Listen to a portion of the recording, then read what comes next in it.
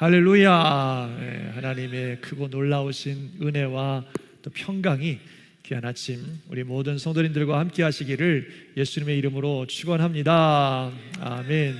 자, 오늘은 마태복음 15장 1절에서 20절 말씀 중심으로 마음의 중심이다, 이런 제목입니다. 제목 같이 한번 읽어볼까요? 시작.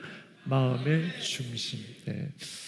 매주마다 주시는 은혜가 참 크죠. 하나님 말씀이 참 귀하고, 오늘도 이 말씀 묵상하고 또 준비하면서 참 귀한 말씀이구나 하는 마음들을 많이 주셨습니다. 그럼 또 잘 들으시고 우리 모두에게 큰 은혜가 되시길 바랍니다. 마음의 중심, 이렇게 제목을 잡아 보았는데요, 여러분들의 마음의 중심에는 무엇이 있습니까? 또 누가 있습니까? 사실 모든 것은 마음으로부터 시작됩니다. 우리 인생의 모든 삶과 행동이 결국 내 마음으로부터 시작이 되는 겁니다. 내 마음의 중심에 무엇이 있느냐에 따라 내 삶이 바뀌고, 또 그것을 가장 소중하게 생각하게 되고 그것을 얻으려고 달려가는 그런 삶이 되는 것입니다. 그래서 우리의 마음이 우리 인생을 이끌어가게 됩니다. 저와 여러분들의 마음의 중심에는 무엇이 있고 또는 누가 있습니까? 오늘 말씀을 통해서 우리 마음을 다시 한번 정확하게 재진단 또 분석해보고, 진리의 말씀이 우리 마음의 중심에서 우리를 이끌어가는 그런 은혜의 삶들이 되시기를 주님의 이름으로 축원합니다. 아멘.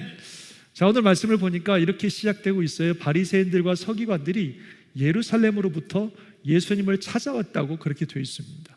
예루살렘은 그 당시에 이제 이스라엘의 수도와 같은 가장 중요한 곳이고, 당시 예수님이 계셨던 곳은 저 북쪽 갈릴리 시골입니다. 근데 그 중심에 있던 이 바리새인들과 서기관들이 굳이 저 시골까지 찾아와서 예수님을 찾아왔습니다. 왜 찾아왔을까요? 한마디로 꼬투리 잡으려고, 시비 걸려고 찾아왔습니다. 예수님이 막 너무 사람들에게 인기가 좋고 많은 사람들이 따르고, 심지어는 막 예수님을 왕으로 삼으려고 하는 이런 움직임까지 있고, 이러저런 소식들을 예루살렘이 듣고서 당시의 종교 지도자들이 이게 뭐야, 도대체 예수라는 사람이 어떤 사람이길래 이렇게 많은 영향력을 끼치나 경계도 되고, 그래가지고 이 예수에 대해서 알아보려고, 혹시 뭔가 잘못하면 꼬투리 잡고서 어떻게 해보려고 스파이들을 파견한 것이 이제 바리새인들과 서기관들입니다. 그들이 그래서 예수님에게 찾아와서 천천히 살피는 거죠. 무슨 문제가 있나, 꼬투리 잡을 일은 없나, 이 사람은 끌어내릴 일은 없나, 이렇게 보고 있었는데 하나 발견했어요. 그게 뭐냐 했더니 예수님의 제자들이 손을 씻지 않고 음식을 먹는 걸 발견했어요. 그래가지고 그걸 가지고 예수님께 시비를 거는 거죠. 당신의 제자들이 어찌하여 장로들의 전통을 범하나이까? 떡 먹을 때에 손을 씻지 아니하나이다, 이러면서 예수님에게 도전을 했습니다. 여기 보니까 장로들의 전통이라고 하는 것이 나오는데, 장로들은 지금 우리 교회 장로님들 이런 분들을 말하는 것이 아니라 당시 이스라엘의 어른들, 종교 지도자들을 말하는 것인데, 그들이 만든 전통이 있는 겁니다. 이게 뭐냐면요, 원래 하나님께서 모세를 통해 주신 율법이 있어요. 창세기, 출애굽기, 레위기, 민수기, 신명기, 이게 율법인데, 이 율법은 언제나 변함없는 하나님의 말씀인데, 그런데 이 율법을 실제 삶에 어떻게 적용하느냐라는 구체적인 적용을 기록한 것, 그런 많은 규정들을 기록한 것이 장로들의 전통이라고 하는 것입니다.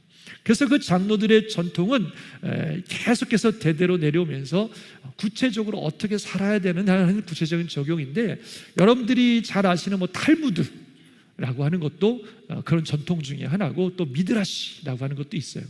사실 그래서 이거는 의도는 참 좋죠. 하나님의 말씀인 율법을 실제적으로 구체적으로 어떻게 적용하느냐 하는 부분을 잘 연구해서 기록해 놓은 건데, 근데 여기에는 한계가 있습니다.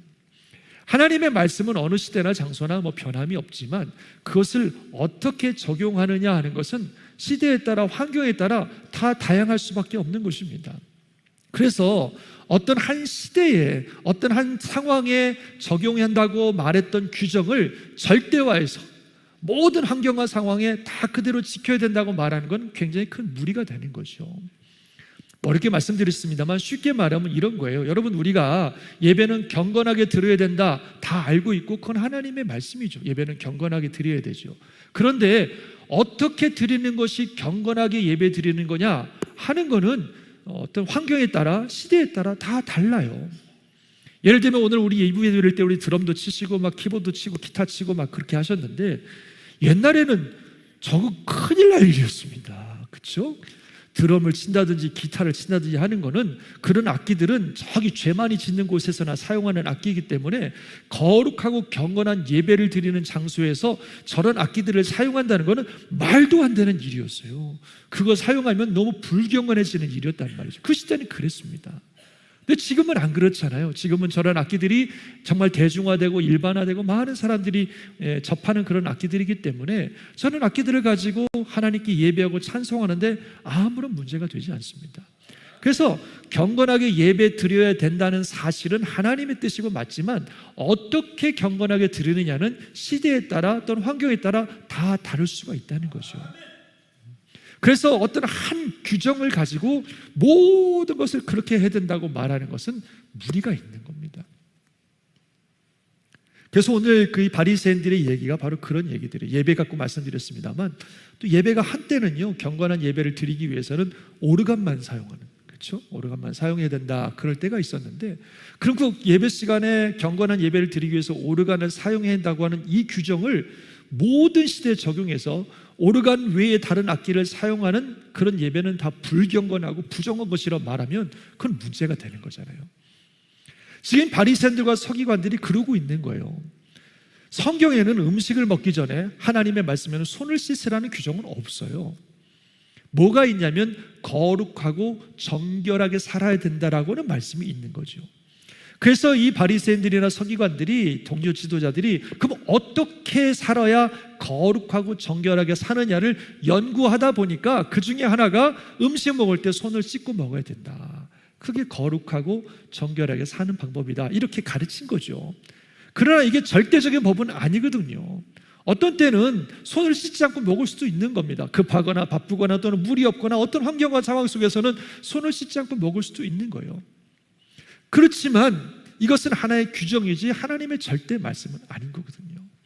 이 바리새인과 서기관들은 자기들이 가지고 있는 이 규정을 절대화시켜서 이것을 지키지 않는 예수님의 제자들을 향하여 비판하고 비난하는 거죠. 당신네들은 부정하고 말이죠, 불경건한 사람들이라고. 그리고 예수님에게 말하기를, 당신 제자들이 저렇게 손도 하시고 밥을 먹는데 당신은 뭐 하는 겁니까 말이야, 당신네 사람들은 뭐 하는 사람들이에요, 이렇게 보니까 아주 불경건하고 부정하고 문제가 많은 집단이구만, 이렇게 하면서 예수님을 비판하고 정죄하기 시작하는 거죠. 이들의 이런 공격에 예수님은 아주 지혜롭게, 아주 위트 있게 대답해 주셨습니다. 뭐라고 말씀하셨냐면, 너희는 어찌하여 너희의 전통으로 하나님의 계명을 범하느냐. 이 사람들은 말하기를 당신의 제자들이 어찌하여 장로들의 전통을 범하니까 이랬는데, 예수님은 그럼 너희는 어찌하여 너희의 전통으로 하나님의 계명을 범하느냐, 이렇게 반문을 하시는 거죠. 어찌하여라는 말을 사용하시면서 전통의, 장로들의 전통을 언급하시면서, 그들은, 당신들은 왜 어찌하여 장로들의 전통을 어기냐 그랬더니, 너희는 어찌하여 장로들의 전통으로 하나님의 법을 어기냐, 이렇게 이제 반문하시면서 아주 위트 있게 전곡을 찌르는 말씀을 하고 계십니다. 예수님 말씀에 의하면 그들이 그렇게 자랑스럽게 어찌 보면 절대화하고 있는 장로들의 전통 때문에 더 중요한 하나님의 말씀을 범하고 있다는 사실을 그들에게 말씀해 주고 계시는 겁니다. 그러면서 아주 구체적으로 아주 한 가지 예를 들어서 말씀하고 계세요. 뭐라고 말씀하시냐면, 하나님이 분명히 말씀하시기를 내 부모를 공경하라, 율법이죠, 하셨고, 아버지나 어머니를 비방하는 자는 반드시 죽임을 당하리라. 출애굽기 보면 부모를 저주하는 자는 돌로 치게 돼 있거든요, 율법에. 그래서 성경에서 분명히 부모를 공경하고 아버지 어머니를 비방하는 자는 죽임을 당하리라고 말씀하셨는데, 너희는 말하기를, 누구든지 아버지에게나 어머니에 말하기를 내가 드려 유익하게 할 것이 하나님께 드림이 되었다고 하기만 하면 그 부모를 공경할 것이 없다 하여 너희의 전통으로 하나님의 말씀을 폐하는도다 그랬어요. 좀 아까 말씀드린 것처럼 하나님의 분명한 율법은 부모를 공경하는 거예요. 너무나 중요한 법입니다. 십계명을 우리가 하나님이 주신 가장 기본적인 율법이라고 볼 수 있는데, 그 중에서 1부터 4는 하나님과 관계에 관한 것이고 5부터 10은 인간관계에 관한 것인데, 인간관계에 대한 첫 번째 계명이 뭐예요? 내 부모를 공경하라는 거예요. 부모를 마음으로 존중하고 물질로 봉양하는 그런 일들을 반드시 하도록 성경은, 하나님은 분명히 말씀하고 있어요. 그게 율법이고 하나님의 뜻입니다. 근데 이 사람들이요, 어떻게 얘기하냐면, 내가 물질로 우리 부모님을 이렇게 봉양하고 공경해야 되는데, 이 물질을 하나님께 드리기로 작정하면 이 돈으로 물질로 부모 공경 안 해도 된다는 거예요. 왜냐하면 부모보다 하나님이 더 중요하니까. 내가 하나님께 드리고자 하는 마음이 있으면 부모 공경 안 해도 되고 그냥 하나님께 드리면 된다. 이게 이제 장로들이 만든, 당시 종교제도들이 만든 하나의 규정인 거죠. 성경에는 없는. 겉으로 볼 때는 부모 섬기는 것도 중요하지만 하나님이 더 중요하니까 하나님을 섬기기 위해서는 부모 섬기는 것도 내려놓을 수 있다라고 하는, 굉장히 하나님을 섬기는 것을 극대화한 것처럼 보이지만, 사실은 많은 사람들이 이 규정을 가지고 자신을 합리화하고 하나님의 율법을 범하는 일들을 하고 있다는 거예요. 그 누구든지 부모님께 돈도 드리고 물질로 섬겨야 되는데, 그거 하기 싫으면, 그거 아까우면 나 이거 하나님께 드리겠습니다 이렇게 말만 하면 되는 거예요. 명분이 있어. 명분이. 하나님께 드린다는 명분만 갖다 붙이면 부모님을 안 공경해도 된다고 가르치는 거예요. 얼마나 어리석고 참 무서운 일입니까? 더군다나 제사장들이 어떤 일을 했는지 아세요? 이 사람이 부모님을 공경해야 되는데 그게 싫어가지고 명분을 하나님께 드린다고 명분을 붙여서 이거 하나님께 드리겠습니다 라고 하는 이 말은 거짓말이에요. 부모님 섬기기 싫어서 하는 말인데, 제사장들도 다 알아요. 저 사람이 지금 부모 섬기기 싫어서 갖다가 이 명분을 붙이는구나. 제사장들도 다 알아요. 근데 제사장들이 다 받아주는 거예요. 맞아, 그래. 너 하나님께 섬기기 위해서는 부모 섬기는 거 내려놔도 돼. 그래 하나님께 드리면 되지. 이렇게 다 받아주는 거예요. 그리고 끝나고 나서 돈을 받아요. 그 중에 일부를 돈을 받아서 자기가 챙기고, 이 사람은 가지고 가서 자기 마음대로 쓰는 거예요. 끝. 이러고 살았다는 거죠. 그래서 예수님께서 그 부분을 말씀하고 계시는 겁니다. 너희들이 사람의 전통으로 하나님의 율법을 범하고 있다. 실제적으로는 자기들의 그 사악한 욕심에 가득 차 있으면서 어떤 구실과 명분을 붙여가지고 하나님의 뜻을 저버리고 자기들 마음대로 원하는 것을 취하고 있는 이들의 모습들을 지적하고 계시는 거죠. 드러내고 계시는 거예요. 그러면서 이사야의 말을 인용해서 이렇게 말씀하십니다. 외식하는 자들아. 이 외식이라는 말은 이 가증하고 또 이 겉과 속이 다른 이 사람들아, 히파크리트. 이사야가 너희에 관하여 잘 예언하였도다. 일렀을 때 다 같이 한번 읽어볼까요?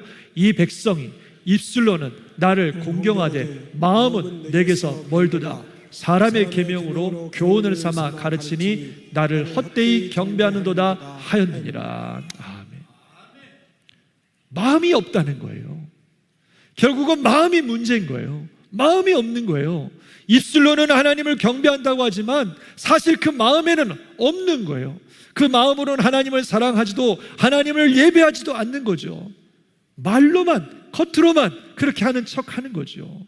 그러니까 마음으로 하나님을 예배하지 않고 말씀을 말씀을 지킬 마음이 없으니까 어떻게든지 구실만 있으면 피해가려고 하는 거예요.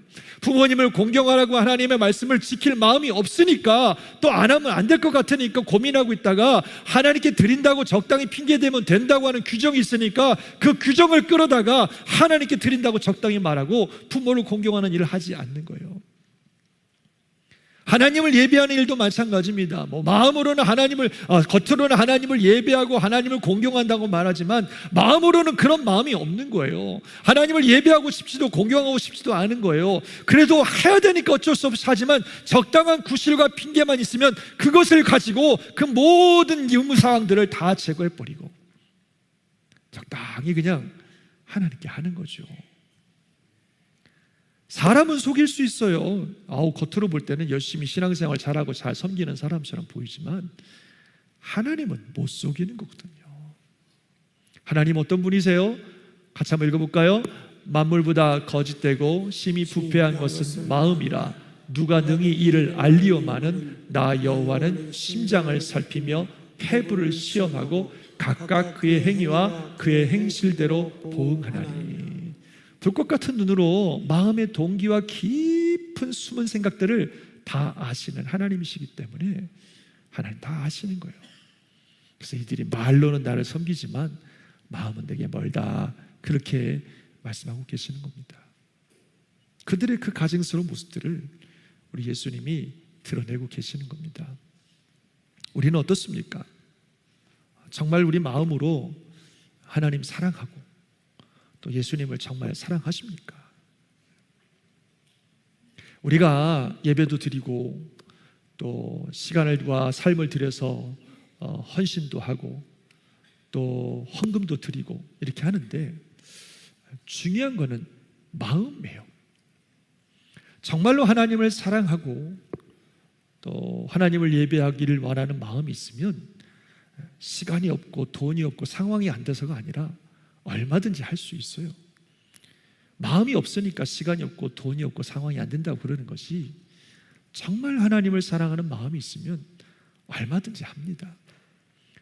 우리가 시간을 들여서 삶을 들여서 하나님을 헌신하고 봉사하는데 이게 안 하면 안 되니까 하긴 하는데 마음이 없으면 어떻게든지 이걸 좀 줄여보려고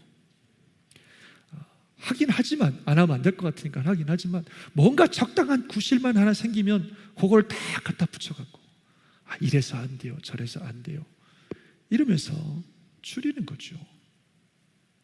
하나님께 헌금하는 것도 마찬가지예요. 11조를 드려야 되고 많은 헌금들을 드리는데 마음에 있으면 기쁨으로 하는 거지만 마음이 없으면 안 하면 안 되니까 어쩔 수 없이 하긴 하지만 무슨 구실만 있으면, 아주 적당한 핑계만 있으면, 뭔가 좀 이렇게 돌릴 만한 그런 적당한 것만 있으면 그거 갖다가 붙여갖고 빼버리는 거죠.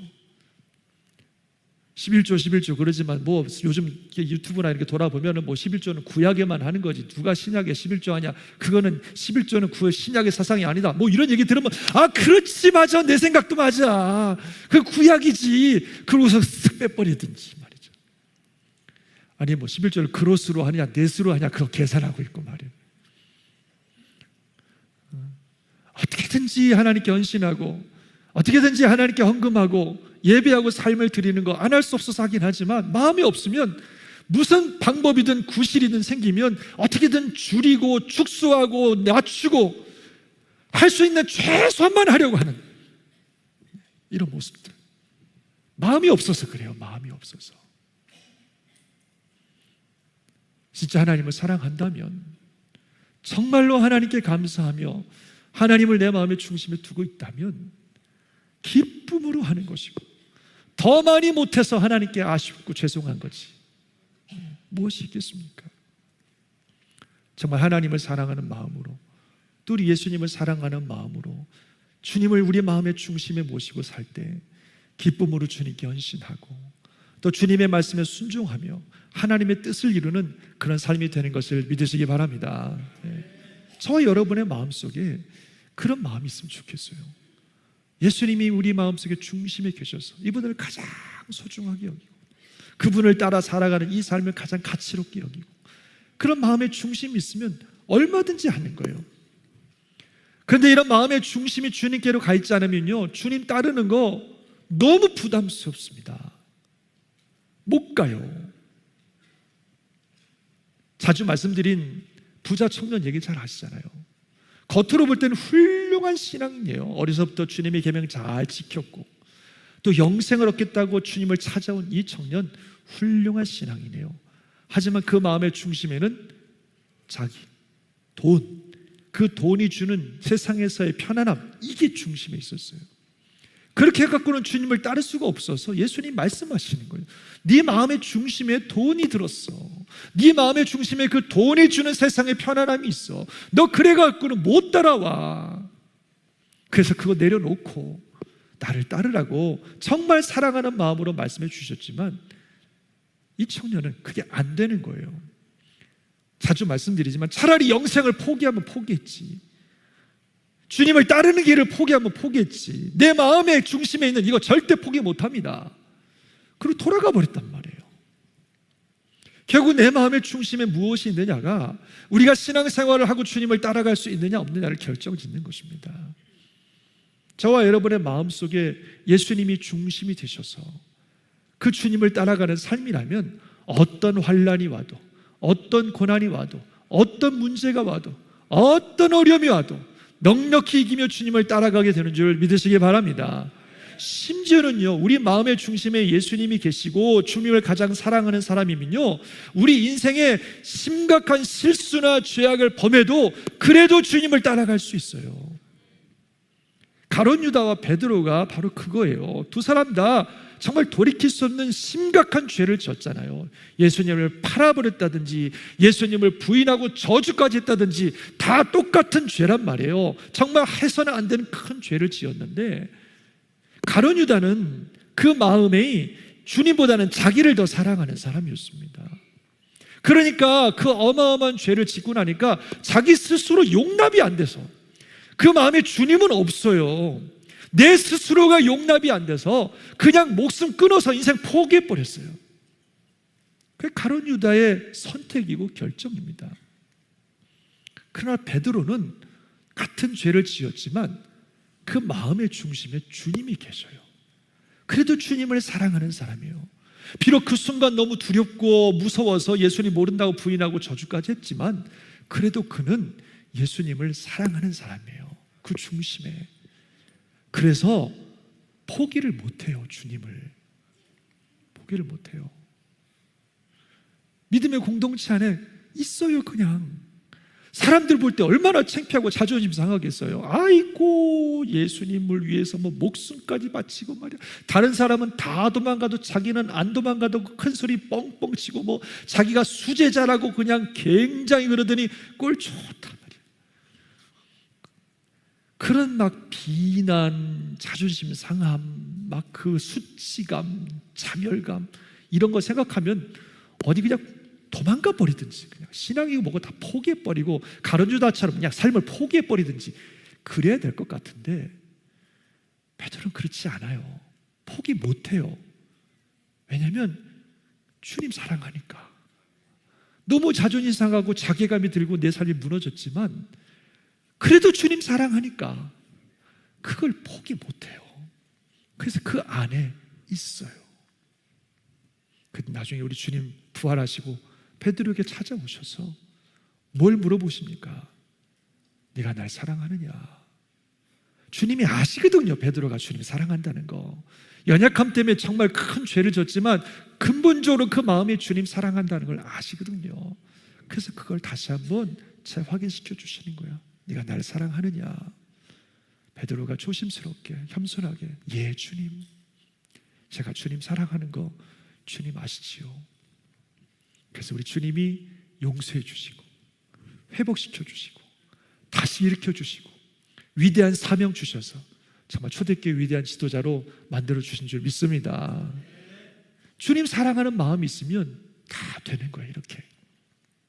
그래서 우리에게 정말 중요한 것은 우리가 정말 주님을 사랑하느냐, 우리 마음의 중심에 우리 주님이 계시느냐 하는 것입니다. 우리 마음의 중심에 주님이 계시면 어떤 일이 몰려와도 우리 넉넉히 이기는 겁니다. 우리가 환난이 몰려와도, 공고가 몰려와도, 핍박이 몰려와도, 감당할 수 없는 파도가 몰려와도, 아니면 심지어 지금 말씀드린 것처럼 감당할 수 없는 큰 죄악과 실패에 들어간다 할지라도 우리 주님의 사랑과 우리를 향한 은혜는 더욱 넘친다고 말씀하고 계셔요. 우리 인생에 일어난 그 어떤 일보다도 주님의 사랑은 더욱 크고 넘치다고 말씀하고 계셔요. 그래서 우리가 주님을 사랑하고 주님이 우리 마음속에 있으면 우리 주님을 붙드는 것이고, 주님께서 그 모든 환경과 상황 어떤 것이라도 다 극복하게 하시고 회복하게 하시고 새롭게 하시고 주님을 따라가는 이 길을 끝까지 가게 하시는 줄 믿으시기 바랍니다. 그 진짜 중요한 건 저와 여러분의 마음속에 중심에 예수님이 계셔야 되고 그분을 그 어떤 것보다도 무엇보다도 사랑하는 마음이 있어야 돼요. 그게 있으면, 인간적으로 연약하고 부족하고 문제가 있고 다 많지만 그게 있으면 그래도 주님 붙잡고 사니까 끝까지 갈 수 있어요. 그게 없으면 아무리 겉으로 보기에 대단해 보여도 결국은 내가 더 사랑하는 그것 때문에 주님 손 놓게 되고 포기하게 되고 무너지게 돼 있어요. 저와 여러분의 마음을 잘 점검해 보시면 좋겠습니다. 내 마음의 중심에 누가 있는가? 무엇이 있는가? 정말로 주님을 사랑하는가? 정말로 주님을 내가 사랑하는가? 그 마음을 가지고 우리 주 앞에 나아갈 때 주께서 우리 삶을 이끄시는 줄 믿습니다. 기도하면서 정말 주님, 내가 큰 것보다도 주님 사랑하게 해달라고 간절한 마음으로 기도하며 주 앞에 나아가기를 바랍니다. 더불어서 오늘 주님께서 이 말씀을 통해서 굉장히 또 중요한 얘기를 하나 말씀해 주셨는데, 손으로 씻지 않고 무엇을 먹는 것에 대해서 비난하는 이들을 향하여 예수님이 이렇게 말씀하셨죠. 입으로 들어가는 것이 사람을 더럽게 하는 것이 아니라 입에서 나오는 그것이 사람을 더럽게 하는 것이니라. 근데 이 말을 잘 못 알아들어요. 바리새인들도 못 알아듣고 심지어는 예수님의 지자들도 잘 못 알아들어요. 베드로가 주님 그게 무슨 말인지 설명해 달라고 그렇게 주님께 부탁드렸더니 주님이 아주 자세하게 말씀해 주셨습니다. 입으로 들어가는 모든 것은 배로 들어가서 뒤로 내버려 주는 줄 알지 못하느냐. 그렇죠? 우리가 뭘 먹든지 결국은 다 나가는 건데, 진짜 우리를 더럽게 하는 것은 입에서 나오는 것들인데, 왜냐하면 그 입에서 나오는 것은 어디서 나와요? 마음에서 나와요. 이것이야말로 사람을 진짜 더럽게 하는 것이다. 그러면서 그 마음에 있는 게 무엇인지까지도 구체적으로 말씀하셨어요. 같이 한번 읽어볼까요? 마음에 나오는 것은 악한 생각과 살인과 간음과 음란과 도둑질과 거짓 증언과 비방이니 이런 것들이 사람을 더럽게 하는 것이요 씻지 않은 손으로 먹는 것은 사람을 더럽게 하지 못하느니라. 아멘. 진짜 우리를 더럽게 하는 것은 우리 마음속에 있는 것인데, 그 마음속에 있는 게 뭐냐면 악한 생각, 살인, 간음, 음란, 도둑질, 거짓 증언, 비방, 이런 것들이 우리 안에 있는데, 이것이 진짜 우리를 더럽게 할 뿐만 아니라 이것이 우리의 마음과 생각을 지배해버려요. 이런 것들이 우리 안에 있으면 우리의 마음을 지배해버리기 때문에 예수님이 그 안에 들어가실 수가 없는 거죠. 그 예수님을 마음의 중심에 모실 수가 없어요. 예수님을 마음의 중심을 모시고 정말 주님을 사랑하려면 이걸 제거해야 돼요. 우리 안에 있는 이것들을 회개함으로 이 모든 것들을 주님께 내어놓고 주님의 은혜 가운데 이 모든 것들을 내 마음속에 제거해야 예수 그리스도께서 내 마음의 중심에 오셔서 나를 다스리시는 것이지, 저런 것들이 우리 마음에 가득 있으면 그것이 우리를 지배하고 있기 때문에 주님의 다스림을 받을 수가 없습니다. 인정하시면 아멘 하시기 바랍니다. 그렇게 되길 원하시면 아멘 하시기 바랍니다. 이걸 우리가 회개해야 됩니다. 마음속에 있는 악한 생각을 회개해야 됩니다. 무슨 생각이든지 하나님이 기뻐하지 않는 생각을 품고 있다면 회개해야 됩니다. 내어버려야 됩니다. 주님, 내가 이런 생각을 가지고 있는 거 용서해 주시고 이 생각을 내 마음속에서 제거해달라고 회개해야 됩니다. 살인을 회개해야 됩니다. 마음의 미움이죠. 내 마음속에 미움을 가지고 있으면 그 미움이 나를 지배해요. 주님의 뜻을 알 수도 없고 따를 수가 없어요. 그 사람이 누구든 무슨 일을 했든 내 마음속에 있는 미움을 회개하고 예수 그리스도 이름으로 그것을 제거해야 됩니다. 그럴 때 주님이 내 안에서 나를 다스리기 시작하십니다. 간음과 음란을 회개해야 됩니다. 음란한 생각과 삶이 우리의 마음과 삶에 있으면 주님을 따를 수가 없어요. 그 음란한 생각과 삶이 우리의 마음을 지배합니다. 그래서 예수 그리스도 앞에서 나의 음란한 생각과 삶을 회개하고 그것을 내어버려야 돼요. 그래야 그리스도께서 우리 중심에서 우리를 이끌어 가시는 겁니다. 도둑질을 회개해야 됩니다.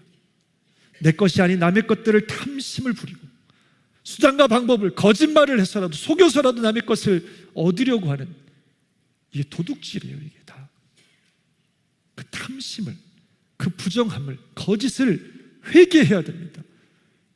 끊어버리고 내어버려야 됩니다. 그래야 그리스도께서 우리의 중심에 계십니다. 거짓 증언과 비방을 회개해야 됩니다. 근거도 없으면서 내 마음대로 다른 사람들을 비방하고 그리고 거짓말로 다른 사람들에 대해서 거짓 증언하는 거 회개해야 됩니다. 왜 그런 말을 해요? 시기, 질투, 미움 이런 것들 때문에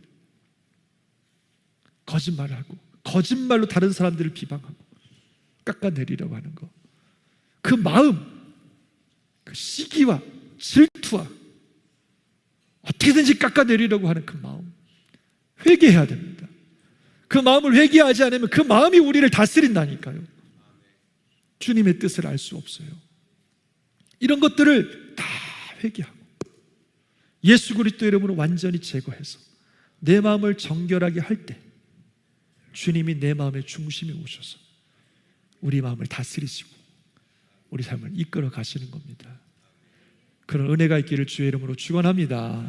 그래서 정말 내 마음의 중심에 우리 주님을 모시고 주님을 가장 사랑함으로 주님과 함께 걸어가는 신앙의 여정이 되될 줄 믿습니다. 다시 한번 우리 마음을 점검해 봅시다. 여러분, 저와 여러분의 마음의 중심에 무엇이 있습니까? 누가 있습니까? 우리 예수님이십니까? 아니면 세상의 그 어떤 것입니까? 궁극적으로 나 자신입니까? 우리 마음의 중심에 우리 예수님이 계시고 주님을 가장 사랑하는 마음을 가질 때 그로부터 나오는 입술의 고백과 삶의 열매들이 하나님이 기뻐하시는 것이지, 입술은 주님을 공경하지만 마음은 주님께로 없는 것, 헛되이 주님을 예배하는 것이라고 우리 주님 말씀하고 계십니다. 우리 마음을 다시 한번 점검하고 그 어떤 것보다 누구보다도 주님을 사랑하고 주님을 소중히 여기며 주님 중심으로 살아가는 우리들이 될 때 무슨 일이 와도, 환난이 와도, 핍박이 와도, 공고가 와도, 위험이 와도, 적신이 와도, 칼이 와도, 심지어는 우리 인생의 심각한 잘못과 죄악과 또는 실수와 실패를 했다 해도 우리 마음에 주님을 사랑하는 그 마음이 있으면 주님의 은혜가 우리를 덮으시고 인도하셔서 넉넉히 승리하게 하실 줄 믿습니다. 그 은혜로 끝까지 주님 따라가는 우리 모든 성도들 되시기를 예수님 이름으로 축원합니다. 기도하겠습니다. 기도합시다.